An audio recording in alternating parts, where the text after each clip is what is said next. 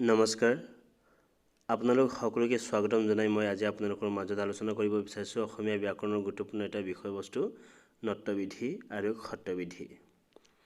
নট্যবিধি আৰু খট্যবিধি খুব ইম্পৰ্টেন্ট। আমাৰ আগন্তুক আহিবলগীয়া অসম টেটত নট্যবিধিৰ ন্যূনতম এটা দুটা কুৱেশ্যন আহিব, গতিকে আমি নট্যবিধিৰ কনচেপ্টটো ক্লিয়াৰ কৰাটো খুবেই প্ৰয়োজন। নট্যবিধিৰ বিষয়ে জনাৰ আগতে আমি জানি ল'ব লাগিব যে নট্যবিধি কাক কয়। ইয়াতে দি দিছোঁ আমি অসমীয়া ভাষাত একেটা শব্দ বা পদত দন্ত্য ন মূৰ্ধন্য ন হোৱা বিধিবোৰকে নট্যবিধি বোলে। যেনে ঋণ, তৃণ, কাৰণ, বৰষুণ, অৰুণ, বৰ্ণ ইত্যাদি। ইয়াৰ বাদে আৰু কেইবাটাও এক্সাম্পল আছে, বৰ্ণ, কৰ্ণ, এনেকুৱা বহু কেইটা আছে। অৰ্থাৎ আমি এইটোৱে বুজো যে নট্যবিধি বুলিলে যি বিধিৰ মতে দন্ত্য নৈ মূৰ্ধন্য নৰ ৰূপ লয় তাকে নট্যবিধি বোলে। ইয়াৰ কেইবাটাও নিয়ম আছে, এই নিয়মবিলাক আমি পৰ্যায়ক্ৰমে আলোচনা কৰি গৈ থাকিম। পোনপ্ৰথমে আমি নট্যবিধিৰ ব্যৱহাৰৰ বিষয়ে জানিব লাগিব, কেতিয়া মূৰ্ধন্য ন হয় আৰু কেতিয়া মূৰ্ধন্য ন নহয়।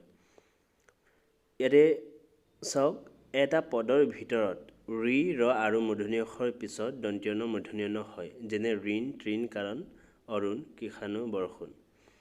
ইয়াতে ইজিলি আমি যদি বস্তুটো লওঁ তেতিয়াহ'লে আমি ঋ, ৰ আৰু খ ইয়াৰ পিছত যদি ন উচ্চাৰণ হয় তেতিয়াহ'লে এইটো কেতিয়াও দন্ত্য ন হ'ব নোৱাৰে, এইটো মূৰ্ধন্য ন হ'ব।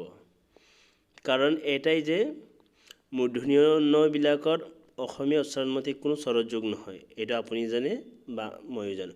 কিন্তু সংস্কৃত উচ্চাৰণমতে অযোগ আছে, যিটো নেকি নট্যবিধিত শব্দৰ সংস্কৃত উচ্চাৰণ দ্বাৰা হয়। আৰু নেক্সট পইণ্টটো চাব, ঋ, ৰ, খৰ পাছত থাকিলেও পদৰ শেষত থকা দন্ত্য ন মূৰ্ধন্য ন নহয়। যেনে নৰাণ, ব্ৰহ্মচাৰীণ। এনে আকৌ কিছুমান শব্দ আছে যিটো নেকি পদৰ শেষত দন্ত্য ন থাকিলে মূৰ্ধন্য ন নহয়।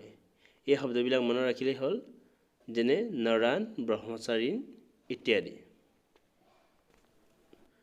ইয়াৰ পিছত ২ নম্বৰ বিধিটো হৈছে ঋ, ৰ, খ আৰু নৰ মাজত কোনো স্বৰবৰ্ণ বা ক আৰু প বৰ্গৰ কোনো বৰ্ণ বা অন্তস্থ জ, ৱ, শ বা অনুস্বাৰ দন্ত্য ন মূৰ্ধন্য ন হয়। যেনে কৃপণ, ইয়াত প বৰ্গ আছে কাৰণে মূৰ্ধন্য ন হৈছে। গ্ৰহণ, শ আছে বাবে মূৰ্ধন্য ন হৈছে। ব্ৰাহ্মণ, তাতো শ উচ্চাৰিত হৈছে। ৰাৱণ, নাৰায়ণ, প্ৰণালী আদি। আকৌ কেতিয়া মূৰ্ধন্য ন নহয়। অসমীয়া শব্দত ঋ, ৰ, খৰ মাজত কোনো ব্যঞ্জন বৰ্ণ বা অৰ বাদে আন স্বৰবৰ্ণ থাকিলে দন্ত্য ন মূৰ্ধন্য ন নহয়। যেনে ৰইনা, বৰিয়নি, ফেৰেঙনি, গেৰেখনি। আচলতে ইয়াতে কনফিউজন হ'বলগীয়া একো কথা নাই।